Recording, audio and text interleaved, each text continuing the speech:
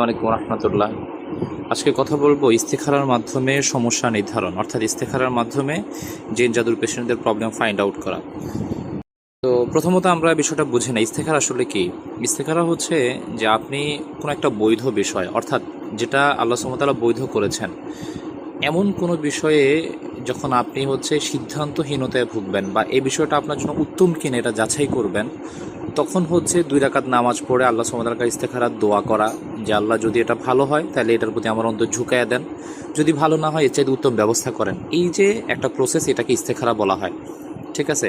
এখন আসেন, ইসলামের যে ফরজ বিধানগুলো আছে, নামাজ, রোজা বা যেগুলো আল্লাহ তাআলা ফরজ করছেন, এগুলোর ব্যাপারে কোনো ইস্তেখারা নাই। কারণ এগুলো তো আল্লাহ তাআলা অলরেডি আমাদেরকে ফরজ করেই দিয়েছেন, আবশ্যক করেছে, এটা করতেই হবে। কিন্তু যেটা আমার আয়ত্তে আছে, যেটা আমি করবো কি করবো না, এই এখতিয়ার আমাকে দেওয়া হয়েছে। যেমন ধরেন বিয়ের ক্ষেত্রে অথবা চাকরির ক্ষেত্রে ইস্তেখারা করা। তো ইস্তেখারাটা আসলে এইটা। আর আরেকটা বিষয় হচ্ছে, আমাদের এই ইস্তেখারার এই যে আমলটা, এটাকে যে ভুলভাবে প্রয়োগ করা হয়। যেমন জিন জাদুর পেশেন্টদের প্রবলেম ফাইন্ড আউট করার জন্য ইস্তেখারার আমল করা হয়, বা ইস্তেখারার মাধ্যমে অনেক কবিরাজ, অনেক তান্ত্রিক সমস্যা ফাইন্ড আউট করে। এটা পুরোটাই একটা ভুল পদ্ধতি।